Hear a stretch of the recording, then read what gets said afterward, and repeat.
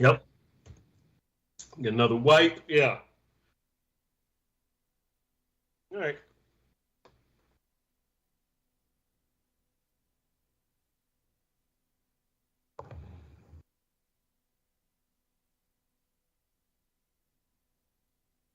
Let's do it. Let's dive in. All right.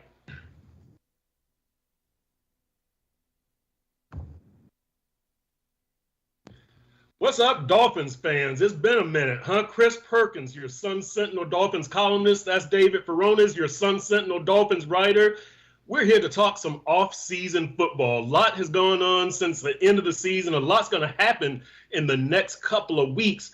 Now, the biggest news for the Dolphins, to me, since the end of the season is hiring defensive coordinator Vic Fangio. He was one of the hottest assistant coaches on the market. But we also heard from cornerback Byron Jones, and he talked about one of the reasons why he wasn't able to play last season. Very interesting stuff. David Furones wrote a story on it. We'll talk about that later on. The Dolphins this offseason also revealed quarterback Tua Tagovailoa, who has until May 1st to get a fifth-year extension, will be taking jiu-jitsu lessons and hoping it teaches him how to fall and avoid concussion.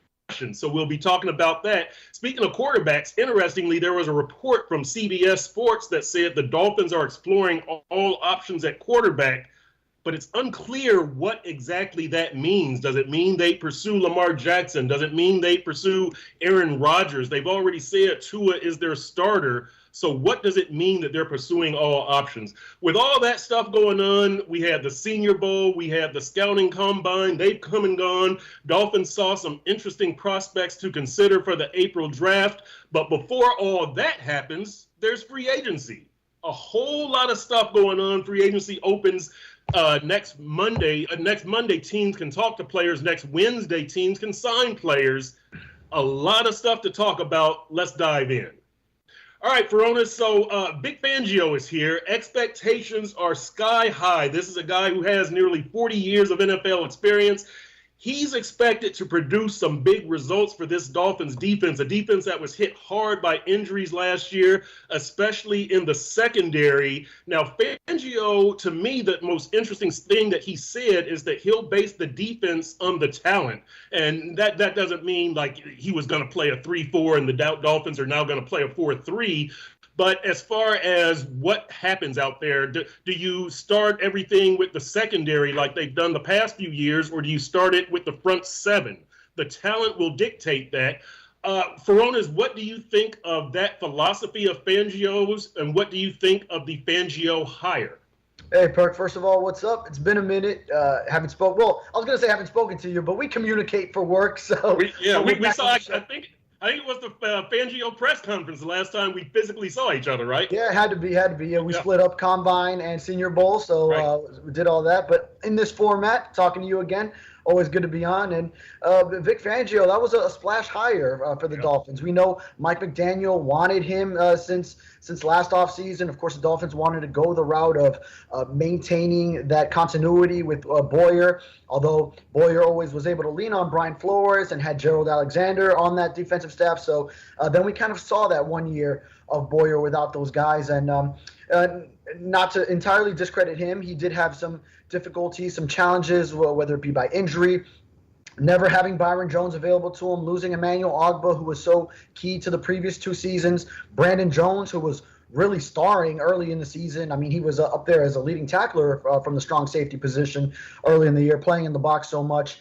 And Nick Needham, of course, who was a valuable nickel cornerback. And Boyer always needed sort of those cornerbacks to be able to play that press man coverage and free up extra defenders for the blitz. And we kind of saw that was sort of his one trick, if you will. If once he doesn't have that available to him, then he tried to make some adjustments.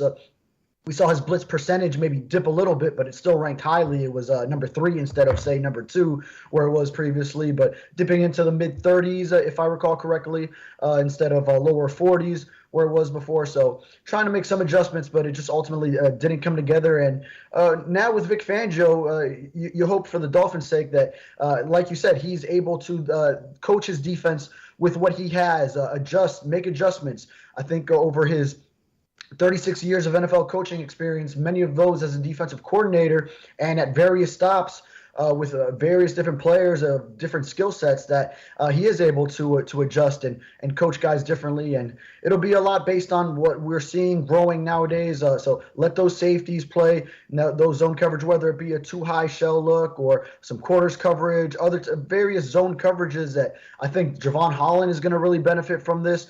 I think we're going to see Jalen Phillips and Bradley Chubb hopefully take another step together after they kind of had to mesh mid-season last year with the Chubb acquisition.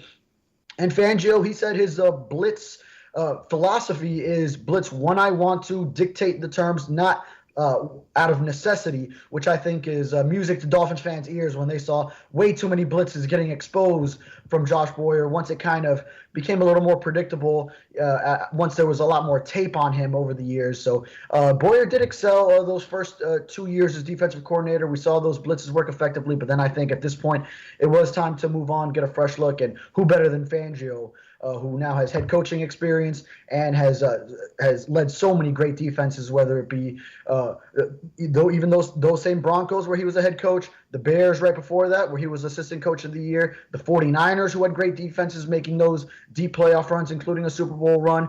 You go back to he was an assistant with the Ravens, the Colts, the Panthers when they were an expansion franchise. So much experience for Vic Fangio. Yeah, and one thing that I'm excited to see or anxious to see is exactly what Fangio does with that talent. Look, I was a Josh Boyer fan, and I was a fan of that defense last year. But to me, one of the big things with Boyer was, as you mentioned, with the blitz and you lose personnel, and it was not quite a one-trick pony defense, but it was close to that. And so I'm expecting Fangio, when he says that the personnel will dictate the style, I look forward to seeing what that means and what kind of a difference we'll see from last year. Now, when we talk defense, Byron Jones is a big part of it, and you did a story on Byron Jones's tweets and Byron saying that he can barely walk or run right now because of the injury that he sustained.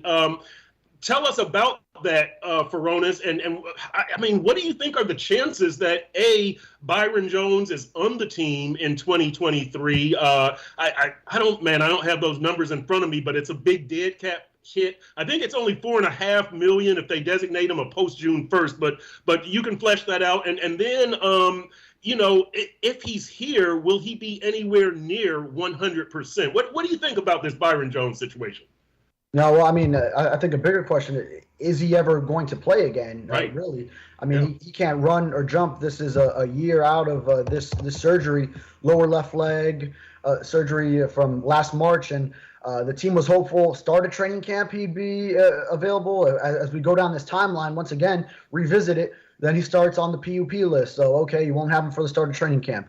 But everything we're hearing back then, still hopeful that start of the season. Well, he gets switched to the in-season reserve PUP list, so that automatically put him out 4 weeks. Okay, we'll check back in October. And now it's sort of a week-to-week thing, October through November. No, it won't be this week. No, it won't be that way. You start feeling like it's Will Fuller from 2021 with his finger ordeal.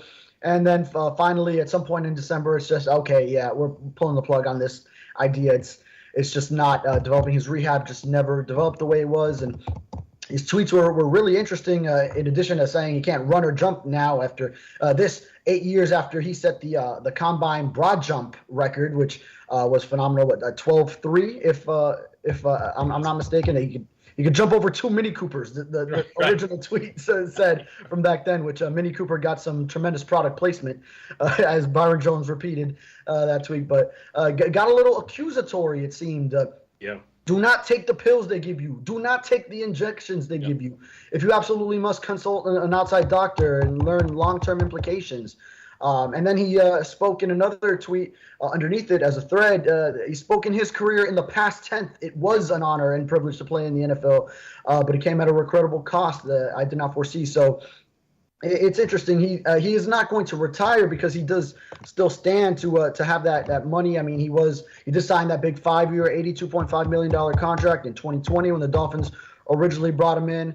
Got that big dead cap figure at 14.8, but big difference in what hits the Dolphins with the post June 1 designation. About I don't have that one off the top of my head, but like 9, 10, even $11 million difference. Yeah. But it's post June 1, so not immediately hitting the Dolphins books. But that's ultimately what you got to imagine is going to happen. And you just hope for the best for Byron Jones if he is able to do something athletically, physically in the future. But right now, will not retire, but just it seems unlikely with what he's going through that he maybe will ever play again, or he'll even be anything close to what he was. Yeah, and look, this is very unfortunate for Byron Jones. It's unfortunate for the Dolphins defense, and to me, right now, there will be a bigger emphasis on those pass rushers. Bradley Chubb and Jalen Phillips, their role will increase. We're expecting good things from the secondary. I'm expecting Nick Needham to be back, Xavier Howard, Javon Holland, Brandon Jones. But to me, the front seven will probably be more of the defensive leadership role this year. Christian Wilkins and Zach Sealer, and we'll see what happens with Melvin Ingram and Andrew Van Ginkel. We'll get into that a little bit later on. But look, all right, so that's Fangio, that's the defense. Segment 2, we got to talk Tua, right? I mean, we can't have a show without talking Tua. So Tua is now taking jiu-jitsu lessons, and the Dolphins are hoping that that's going to help him learn how to fall so that he does not get that whiplash effect, hit the back of his head. We'll see how that works out. But I think more pressing, he has not yet received his 5th-year extension. The Dolphins have until May 1st to give that to him. It'll be a $23 million salary. How big a deal is this, Furones? And do you think that he should get? I go back and forth on the 5th-year option thing, and I know people hate a wishy-washy person. I'm sorry. That's what I am on this issue.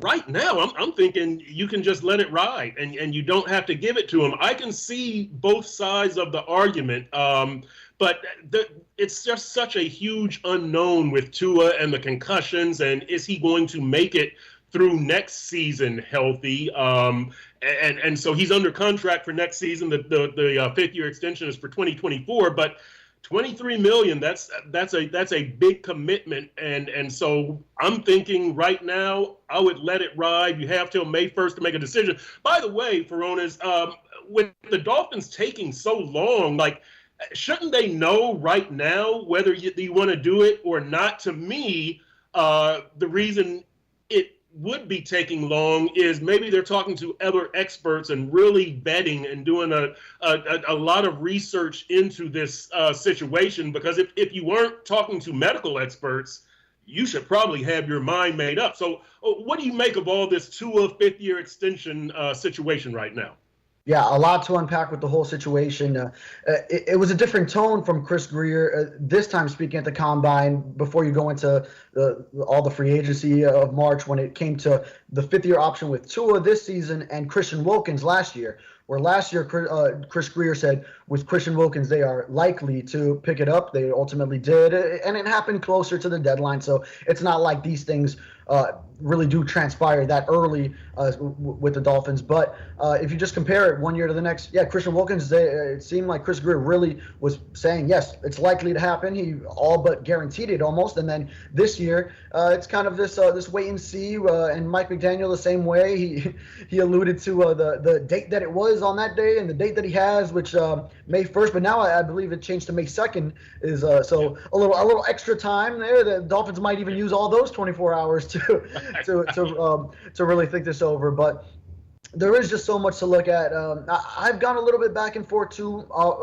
ending the season, I was kind of on board with, no, just play out that 4th year of the rookie contract and then go from there. You need to see that Tua can remain healthy. It had been all 3 of the seasons where you have some sort of injury. This time it's been multiple concussions, so you don't want that to continue to transpire. And especially at that moment, he had just finished off the season where he wasn't available for playoff clinching games that the Dolphins won. Well, they lost against the Patriots, and then he wasn't available for the one that they ultimately got into the playoffs with against the Jets. And Skylar Thompson had to start that pivotal game. And then the playoff game itself wasn't available. And the way the Dolphins played in other facets of the game and staying with Buffalo in that raucous environment, 34-31 loss, and Skylar Thompson, who wasn't even completing 50% of his passes and threw a couple of interceptions, you got to figure if Tua's available, then the Dolphins might pull off that upset and become the first ever 7 seed to beat a 2 seed in the playoffs in the very long history since 2020 of 7 teams in a conference making the postseason. So the availability is a concern, but later in the offseason, I started also thinking, well, that $23.1 million figure, when you really look at it across league circles, that's kind of a bargain, even though it's a lot more than what he's making now on his rookie deal. But if you can lock that in, he gives you something similar to what he just gave you this past year, and say remains healthy outside of maybe he has one game where, I don't know, he bangs his finger against the helmet, or just one small injury where he misses a game, and then you say, well, for the most part, he stayed healthy. He gave you 15 games or what have you, and was available at the end for the postseason, and he puts up similar numbers. Remember, that was before those 3 interceptions while concussed. He had a 25 touchdown to 5 interception ratio. That's 5-1. And, I mean, you'll take that any day. So you saw he could play with Tyreek Hill, Jalen Waddle, Mike McDaniel's offense when he has all these things working for him. Now, maybe there are other quarterbacks that would play even better when you give them all those weapons and Mike McDaniel's scheme. Like Lamar Jackson, probably you just envision it. Oh, my God, if Lamar Jackson is playing with Tyreek Hill and Waddle and McDaniel calling plays, and, yeah, it'd probably be something phenomenal like we've never seen in the NFL before. But you saw Tua can play. He's a top half of starting quarterbacks at least. You got to say that much based on what you saw when he's healthy. So I've kind of been leaning more recently to, go ahead and take that $23.1 million figure. But when you have reports out there that maybe they are exploring all options, doesn't mean they're committed to going elsewhere, but at least checking in on things, seeing what it would take for different deals, then, maybe they don't want to commit right now for that 2024 figure and keep their options open, especially since there is so much unknown with Tua. And look, so much smoke, Furones. And listen, we ran the story today in the Sun Sentinel about Rich Eisen saying that he heard some rumors at the combine, and one of them was that Phillip Rivers reached out to the Dolphins late in the season to see if he could get a job here and play while Tua was injured, and they were making their stretch run here toward the playoffs. We had heard that Jimmy Garoppolo said that his name, that the Dolphins were talking about him before last season as a possible acquisition. We see this again, the tweet from Josina Anderson of CBS Sports, that the Dolphins are exploring all options. So there's all this smoke after the Dolphins have emphatically said Tua will be our starting quarterback for 2023.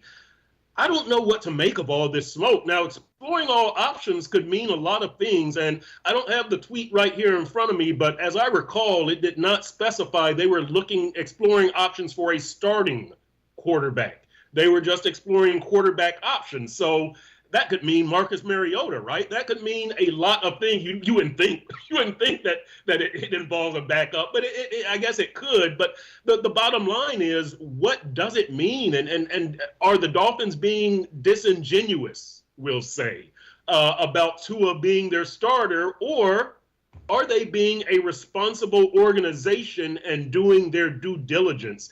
I'm going to give them the benefit of the doubt right now and say it's the latter. That they're doing their due diligence, but that really does not, that doesn't square with saying Tua is going to be our starter. Like, if Tua is going to be your starter, I just don't know why the need for due diligence on a starting quarterback. Again, if it's a backup, okay. But but if it's a backup, I'm not sure it's a story. I'm not sure it's a tweet-worthy event. So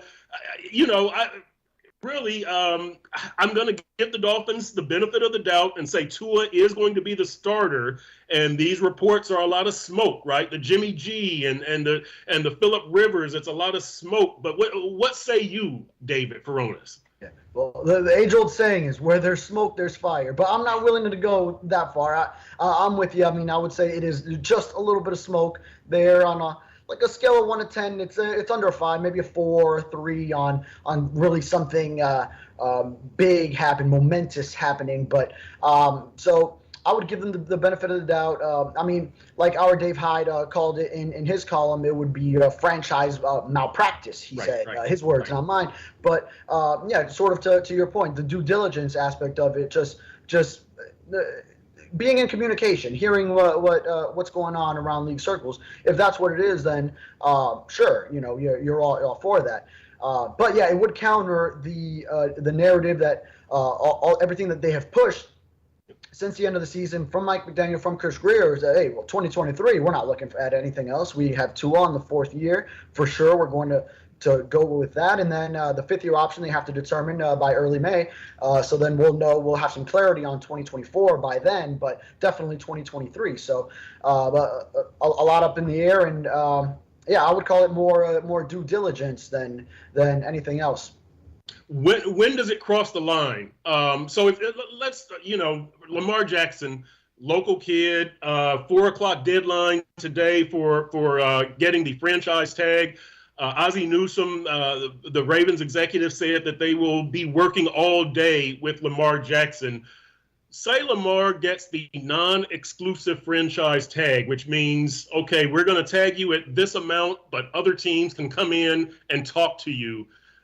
Would it be dishonest, disingenuous of the Dolphins to enter that fray after they have emphatically said that Tua will be their quarterback?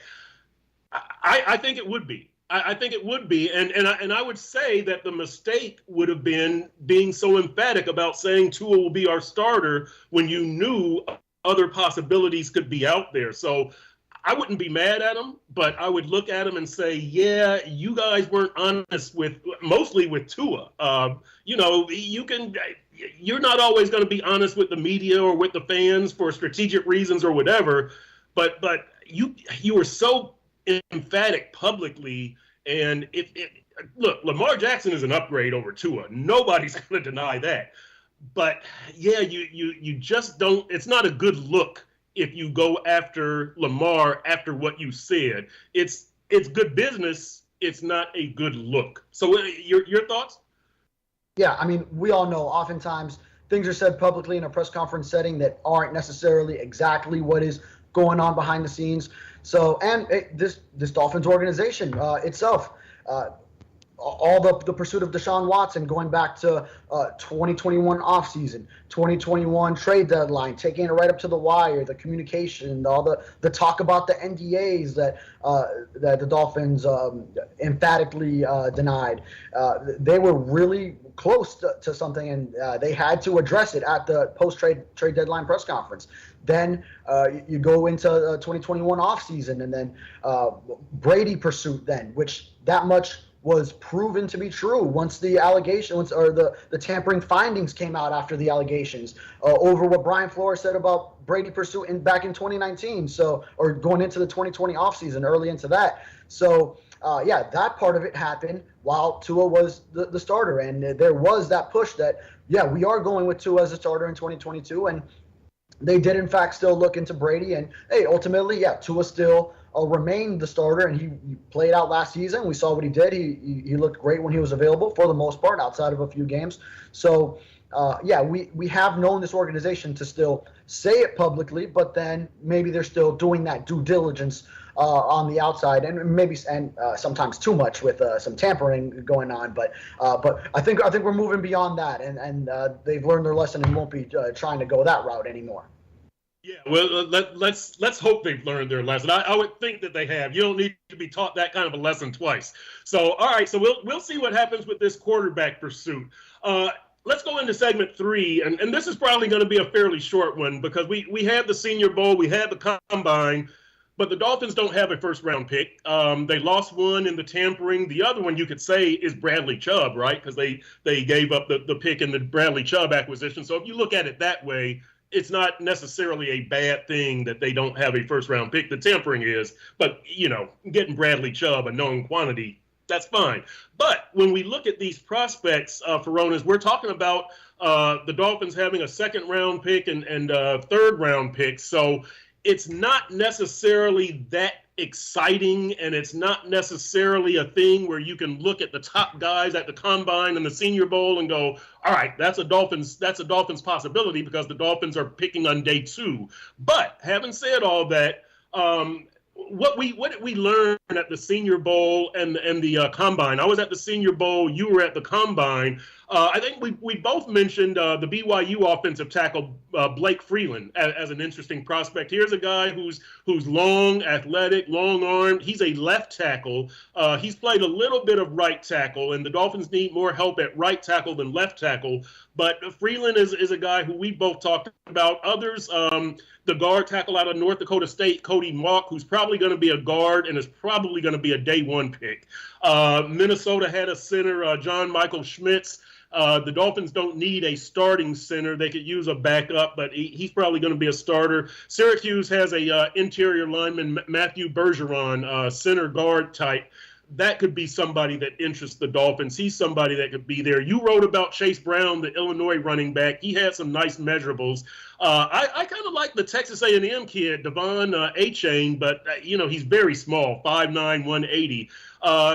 Will Mallory, the tight end from Miami, somebody else who could be very interesting. What did you see at the combine that might interest the Dolphins in the second and third rounds, day 2? Yeah. Like you said, a little bit of the luster lost without a first-round pick. Now, obviously, last year the Dolphins didn't have a first or second-round pick and didn't pick until deep into the third. So it was like 11:45 p.m. or something, maybe not that late, on that Friday night of the draft before the Dolphins finally made the selection of Channing Tindall at 102. And then we didn't see much of Channing Tindall once the season came around, or their fourth-round pick, Eric Ezukanma. Right. So you saw what last year's draft ended up being once the season came around. But at least you have the second. You have 2/3. One of those you got in the trade with the Patriots for Devontae Parker. I mean, I do see a lot of linebackers, a lot of cornerbacks in that part of the draft. So if you look at linebackers, I mean, Trenton Simpson, if he's still around, Jack Campbell from Iowa, who had a tremendous combined. So maybe not the straight line speed of the 40-yard dash, but I mean, he was leading in various other categories, whether it be I think it was the broad jump, his vert was outstanding. So he's a leader on the field because we know he won the aptly named Campbell Award for the academic Heisman. I mean, so they named it after him as he won the award. He did so well. No, it's William B. Campbell, not Jack Campbell that the award is named after. But and Christian Wilkins won it also.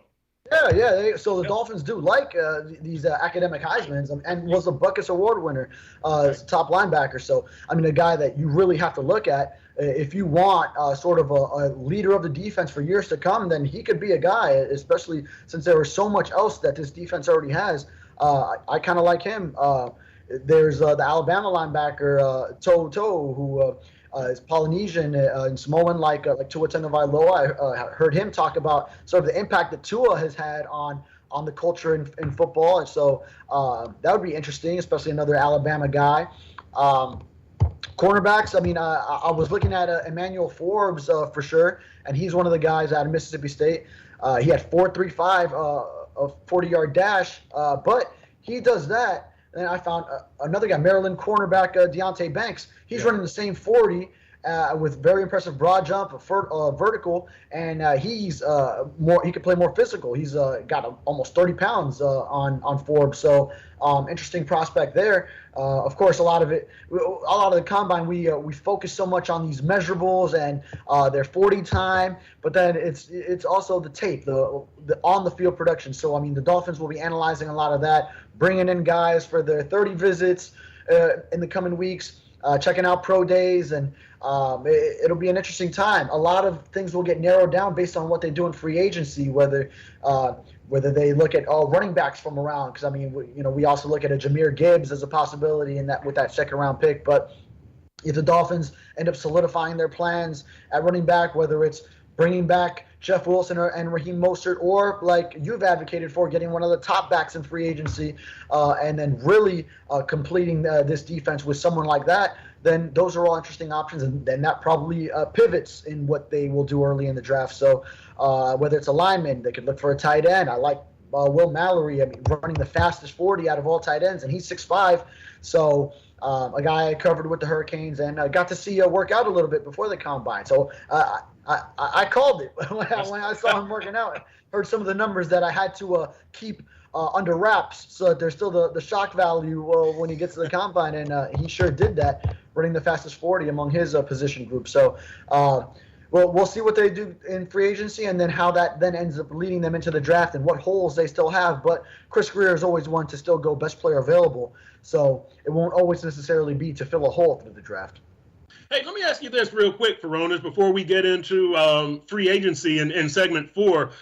A lot of talk about the combine has outlived its usefulness. And I think the Senior Bowl is always going to be there because you're putting on pads, right? You're actually seeing guys play.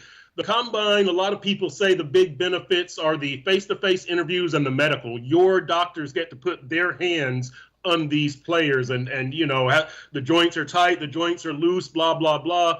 I like the combine because it's a static testing area. And what I mean by that is, if you rush for 1,200 yards in the SEC and 1,200 yards in, the ACC, it could be regarded as two different things. When you run that 40-yard dash at Lucas Stadium, it's all the same conditions. You're all indoors. There's no rain, there's no snow, there's no wind. So it's a static condition. You should know everything you need to know scouting-wise from watching the tape and what the guy did during the season. But I like the combine for, again, the static conditions, and then the interviews and the doctors putting their hands on the players. You think the combine is going to go anywhere anytime soon? I don't think so. I mean, it's a tremendous event for all the reasons you mentioned. So very beneficial to the teams. Yeah. We see a lot of prospects either improve their draft stock immensely through the combine.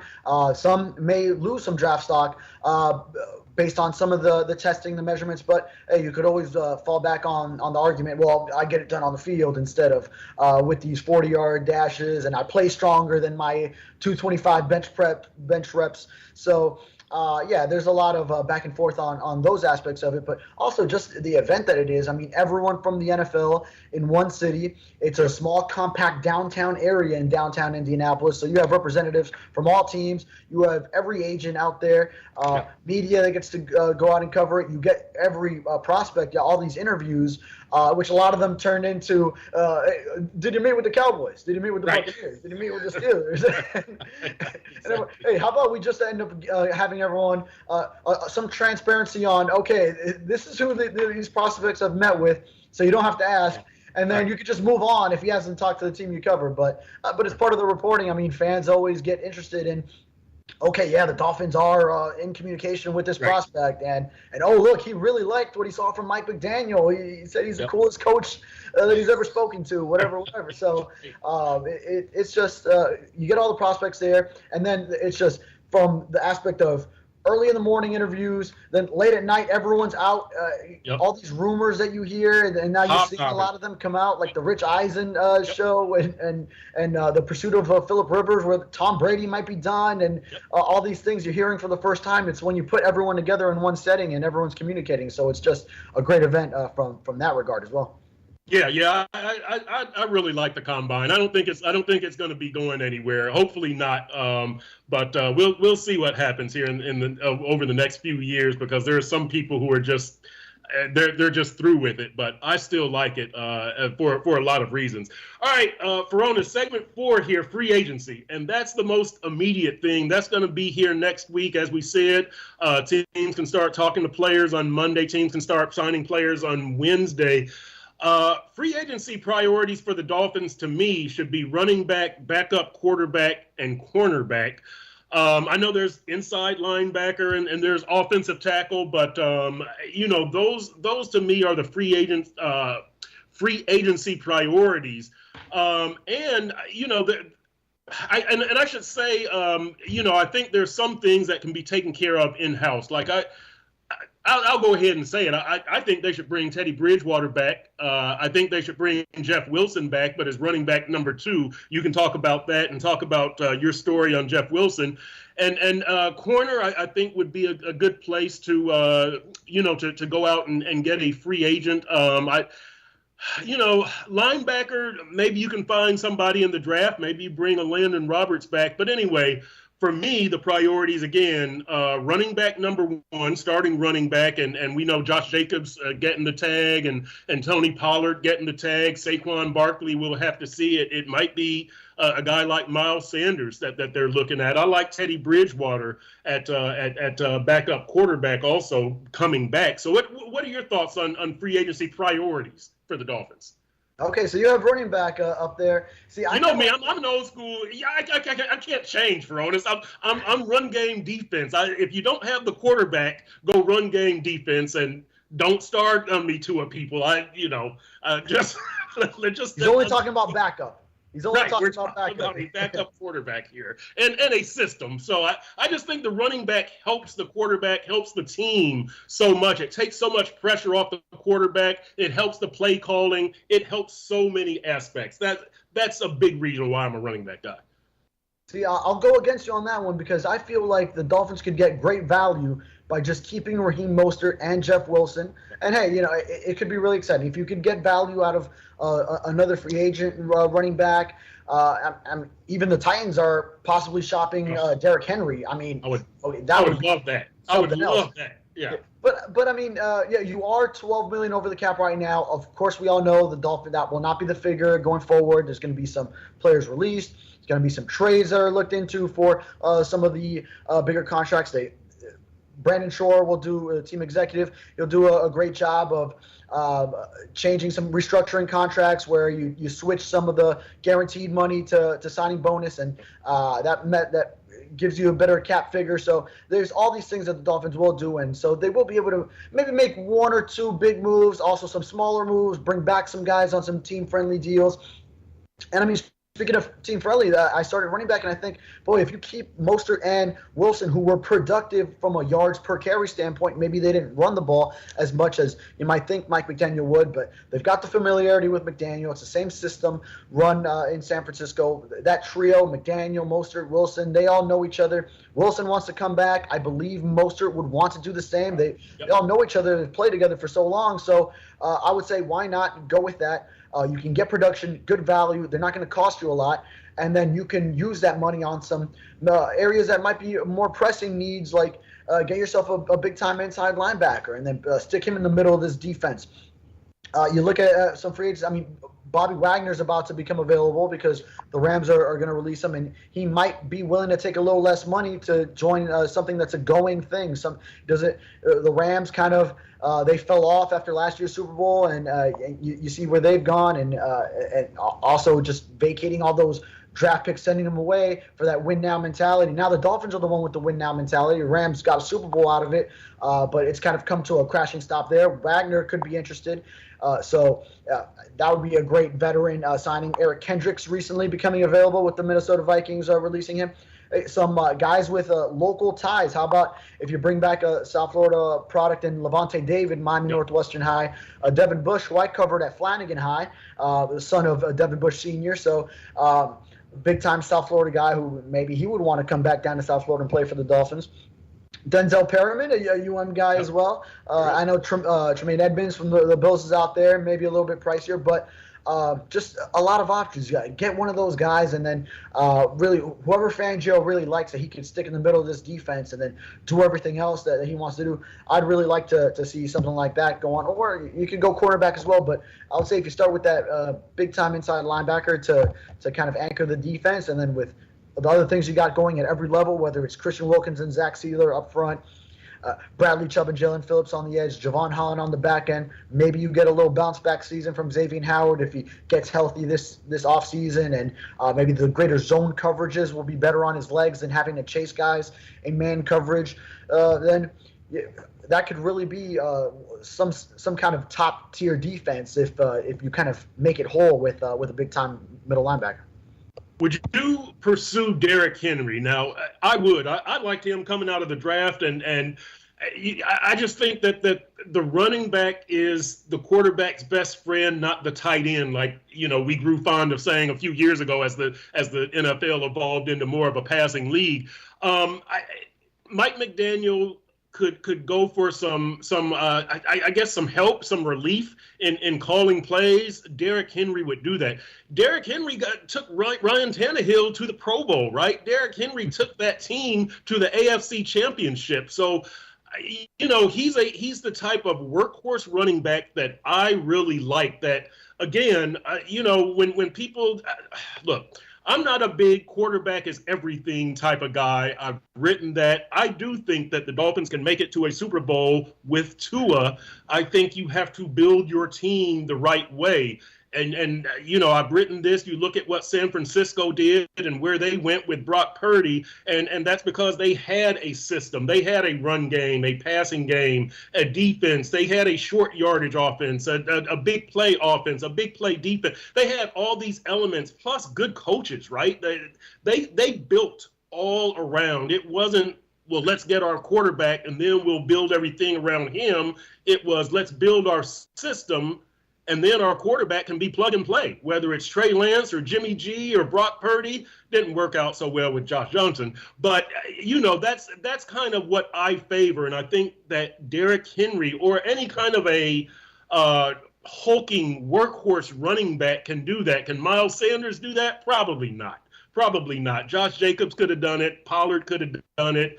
Saquon Barkley could do it if he stays healthy. But that's why I like Derrick Henry, and that's why I was saying go after the running back in free agency, because of what it can do for your offense, what it can do for your quarterback, what it can do for your play caller, what it can do for giving your defense a break. So all of these things, and again, you're not so reliant on that passing game, which we saw late in the season. It kind of got figured out, and there was no B. There was no plan B, no other option. So that's why I like the running back deal. I would go after Derrick Henry. He wouldn't be cheap. He's not going to be cheap. But for what he could do for you, I would do it. He could make up for deficiencies in other places, whether it's offensive line or pass coverage or whatever, just by what he can do for your team and for your offense. Yeah, there'd be a lot you have to give up to get a Derrick Henry, I'm sure. But I mean, if you're going by, what he could do, and you look at one former Dolphins quarterback and what he did for him and what he could do for a current Dolphins quarterback, I mean, absolutely. And for any quarterback, having a guy like Derrick Henry that you can lean on and pound the line of scrimmage and then open things up where you're getting a lot of one-on-one coverage. I mean, A.J. Brown, you saw him, that Ryan Tannehill connection. Now imagine Tyreek Hill and Jalen Waddle, different types of receivers, not winning those jump ball possession receiver type of throws, but just the more one-on-one coverage they're going to get, then beating guys deep with their speed, that would be, and just how guys will have to play off, and then they could hit them. Tua can hit them for so many of those 20-yard passes that we saw so often with guys over the top. So, it just would take a lot. And also I am of the mindset that Mike McDaniel can get the run game going without needing a top-tier back. He never really had that in San Francisco. The 49ers then went another way with it now without him, adding Christian McCaffrey and looking for that top-tier back. Now, that would have been interesting to see McDaniel and McCaffrey there together with the 49ers. But, I mean, I think McDaniel also feels like he can get it done with the more economical options of Mostert and Wilson, who also have familiarity with him. Hey, now let me ask you this, because when we talk about Mostert and Wilson, and look, the Dolphins had a lot of depth last year and some quality depth. I thought, I know that they were 9-8, but I thought they were a pretty deep team. So when you start talking about who did the Dolphins bring back? Okay, so maybe they bring back Mostert and Wilson. And, with me, I would bring back Bridgewater. And then if you start bringing back guys such as Van Ginkel and Landon Roberts, all of a sudden, you got the 2022 Dolphins in 2023. Right? Like we know Gesicki's not going to be there. So there is kind of that danger of you're bringing too many guys back and you're going to look the same, especially at running back, especially at linebacker, especially at backup quarterback, where, again, I'm an advocate of bringing back the same guy. So how do you balance that? How do you resolve that? That's another reason why I would say I would bring Jeff Wilson back as running back 2. I would probably let Raheem go. I like Raheem. He's a Florida guy. He's got familiarity with both McDaniel and Wilson, but you've got to make some tough choices here. I really like a Landon Roberts. If you could get Bobby Wagner, then that's the way it goes. But short of that, I'm probably bringing Erod back. But again, you're falling into this rut of you're bringing back all of these guys from a 9-8 team. Look, I would bring back Brandon Shell as my top backup offensive tackle. But as you hear me talk, I'm falling deeper into bringing back the whole 2022 team, or a lot of the reserve. Melvin Ingram, Andrew Van Ginkel, Nick Needham. Like I've got to draw a line somewhere, but but that's kind of my thing. When you say bring back the 2 running backs, I can go down the whole line. So how do you personally determine who returns and who has to go? Yeah, because you're going to have some combination of that. You're going to bring back some guys at certain positions. So it just depends on which areas you feel like you could get the most value for someone on a more team-friendly deal, and where you really need that outside help. So, to me, in my opinion, I might prioritize a linebacker and then say, well, okay, at running back, I feel like I could get something good out of a combination of Mostert and Wilson that's cheaper under the cap, and then maybe go spend, because you're probably only going to be able to spend really on one big guy, if anything. Right. Maybe like a second, mid-tier, and then you're going from there, looking for cheaper contracts.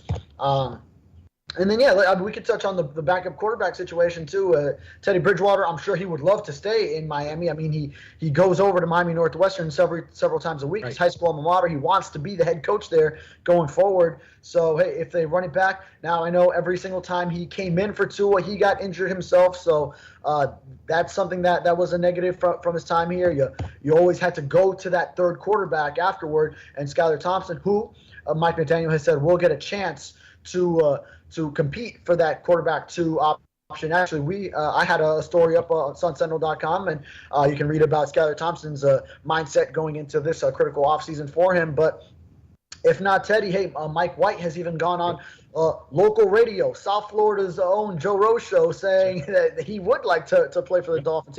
He'd enjoy a homecoming. So another one like Teddy, who is a South Florida guy, university school, Teddy Bridgewater from Miami Northwestern. And then there's other options. Carson Wentz recently became available, Marcus Mariota. Baker Mayfield. Baker Mayfield has been Cooper out there. Rush. Yeah. There's a whole list. Yeah. So the first quarterback domino fell as far as starters go, and Derek Carr just recently, of course. Then we'll see. Oh, Jameis Winston, he's likely to now become available, because now if no team is looking at him to be the starter, then he'd be a backup quarterback option. So a lot of things you can do there. So I don't know if Teddy Bridgewater will be the guy after that last season, but I'm sure he would like to come back. And Mike McDaniel's answer at the Combine seemed to indicate that they will be looking at a signing there, and then that guy ends up being in a quarterback 2 competition if they stick to the plan that has been portrayed, laid out in the public, in the press conference setting. Right. Hey, we had a request from our chat and we always appreciate the people on the chat, to kind of talk about Andrew Van Ginkel a little bit. And we can talk about Gink by himself, or we can talk about the combination of Ingram and Van Ginkel coming back, because look, Van Ginkel's coming into his own, and he had some he started out with the appendix last year, but he came on a little bit late, didn't really get as many snaps as maybe he should have or could have, but I like Van Ginkel. I would bring him back, and I would have Chubb and Phillips as the starters, and then Ingram, and so you could keep that Chubb, Ingram, Phillips 3-man rush, and then put Christian Wilkins in there, and then have Gink coming in from the outside as a reserve. He's not going to cost you a lot of money, and he's got plenty of upside. I think he's a solid guy who can set the edge, he can make some plays, and he can rush the passer. So I would definitely bring Van Ginkel back. I think he's I'm not saying he's a Pro Bowl caliber player, but he's definitely somebody who can help you. Yeah, and he contributes a lot on special teams. The Dolphins are bringing back special teams coordinator Danny Crossman. Somewhat of a little bit of a controversial decision there, based on a lot of what we saw in special teams. But I do see Crossman as a good coach. I think he communicates to his players the right way, and then just a lot of things just didn't work out, whether it's in coverage, kick and punt coverage, getting stuff out of the return game. Obviously, Jason Sanders had his down points, but then bounced back, and we saw him with a clutch field goal to send the Dolphins into the playoffs. Thomas Morstead was always a plus, but Van Ginkel is a big special teams guy. So especially if Danny Crossman is back as coordinator, then Van Ginkel strikes me as a Crossman guy. And then, yeah, as far as what he can get on the free agency market, then from that standpoint, he might be a little bit on the downside in that contract year where you look at his 2020 and 2021, he had 5.5 sacks, 2020, 4 sacks in 2021, only half a sack last year. So outside linebackers, they're going to be viewed by those numbers. And so Van Ginkel, although he was able to play in every game, started in 5, didn't put it together from that standpoint. But hey, we saw him score on special teams, and he had that big interception as well. So he was involved in some plays. He's a guy that I like, and you don't need to lean on him to be a starter like you did in previous seasons, because now you have that Jalen Phillips, Bradley, Chubb combination, so you could work him in to some packages and really get more explosion out of him when he does come into the game. All right, so let's wrap this up with this, Furones. Do you have any guess on a Dolphins free agency surprise? If I had to guess, for some reason, I'm thinking Bobby Wagner might be a free agency surprise. I don't really see like any other backup quarterback surprise, an offensive tackle, a cornerback, surprise. I definitely don't see a tight end. So, well, that would be Gesicki coming back, right? That would be the most shocking thing at tight end. Yeah, actually. Yeah, but I'm going to lean toward Bobby Wagner, and then I don't know what it would be after that. I don't know if Miles Sanders would be a surprise. But that, for some reason, I'm going to say Bobby Wagner right now would be my Dolphins free agency surprise. Do you have anything in mind, or do you think there will be even a surprise from the Dolphins in free agency? You kind of took the name out of my breath there. And, well, I've been advocating for him, so you have, yeah. I would like the move. Yeah, I think, we talk about these guys. Last year, the big surprise, this is why it's hard to predict. We don't know the surprise is coming. It was Tyreek Hill. Right. So if there is a surprise, it's probably someone who's not a free agent and then suddenly becomes available that you weren't aware was going to become available. And then you have like your Tyreek Hill situation. Teron Armstead last year, that wasn't a surprise. Everyone kind of figured, hey, the Dolphins need someone to anchor this offensive line. And who better than Teron Armstead, the big veteran prize free agent left tackle. So went after him. That was kind of a natural fit. So I think that we've mentioned a lot of the sort of the natural free agent signings that could be a fit. So it'd be hard to find a surprise. Probably a bigger surprise would be if they actually do make a move at quarterback and then you end up seeing some, which we already do have one report out there, but that's why it would be a surprise, because we do on this program still anticipate that they will remain true to the word, that Tua Tagovailoa will remain the starter in 2023, and the bigger debate will be whether to pick up that fifth-year option, which, speaking of Tua, I thought we were going to talk more about jiu-jitsu on this show. I thought, what happened there? That's right. Yeah, well, you know what? Actually, You're going to go into segment 5, the jiu-jitsu edition? Right, exactly. Well, you know what? We'll see what the jiu-jitsu can do, because the thing is, I saw when we look back at these hits that Tua took, the one from again with Buffalo, where he gets shoved. Okay, you can kind of see that one, and he goes back like that. Cincinnati, he got slammed down. We'll see. Jiu-jitsu says that it could help that.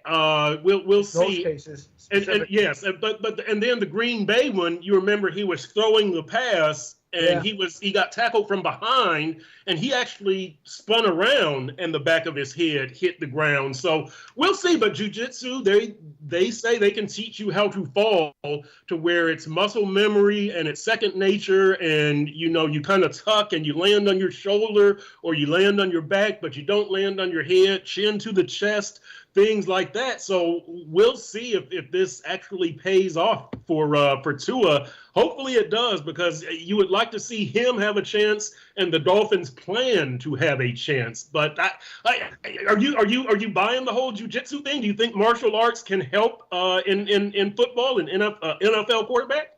Yeah, and man, we had it all wrong the whole time. We hear Tua talking about judo since the Super Bowl, and we're all researching judo. Every Dolphins beat reporter now has to become a judo expert. Right. And then I went back to in my first few months at the Sun Sentinel, 2016 Olympics. Before that, I wrote a story on a local judoka. I learned that's the term for someone who participates in judo. Right. And I went back and read up on what I wrote back then with some local Olympians that participated in judo. But now we have to pivot to jiu-jitsu, which good to know that it does use some of the same aspects to it that rely on the concepts of a smaller, weaker person being able to defend themselves against bigger, stronger, heavier opponents based on using leverage and weight distribution. So that's sort of, especially when you think of that Cincinnati hit, he's getting tackled by a 300-something pound D lineman, and Tua Tagovailoa is all but he's in the 210s somewhere as far as weight. So obviously he's getting thrown by a much more massive human being. So instances like that, it could help you. The only thing I worry, so we're concerned about Tua's availability due to injuries. Now if he's practicing jiu-jitsu, which I'm looking at some of the things that you're doing. It's talking about grappling an opponent. You're sparring. There's all these methods in jiu-jitsu that submission, chokeholds. A lot of work on the ground. Start to break something out in a game, and then he's going to rack up personal fouls, end up suspended or something. Just don't pull it out on any players, just to use it for your weight distribution and falling correctly. As long as Tua can restrain himself when he is hit by a bigger opponent to not attack him as well, then I think the Dolphins will be fine in that regard. Hey, baby, bottom of the pile, Tua throws a chokehold on somebody, they release the ball, right? The Dolphins recover. That's it. That's the formula for success, baby. Hey, yeah, well, I don't want to be against Tua at the bottom of a pile going for a fumble. That's for sure. With what he's probably learning out there. Hey, and didn't Mike McDaniel like his last line at the combine? Wasn't it like Tua also took boxing so he can beat you up if you say bad stuff about him? Didn't he made some crack like that? I thought that McDaniel made some crack like that. Yeah. So anyway, it was in the transcript. Yeah, I don't recall that one. Yeah. I saw it in the transcript. So we'll see, man. All right, Furones, we have put a bow on another one. Next week again starts the free agency frenzy. Monday teams can start talking to players, and Wednesday they can start signing players. We'll see what happens with the Dolphins and whether any of these surprises play out. Whether it's Bobby Wagner, whether they make a big move to acquire Derrick Henry, whether there's more smoke about finding a quarterback, a starting quarterback. That's the big thing that we're concerned with, not necessarily the backup quarterback. So we'll check in with you guys next week. That's your boy Furones. I'm your boy Perk. We will talk to you again next week, sunsentinel.com.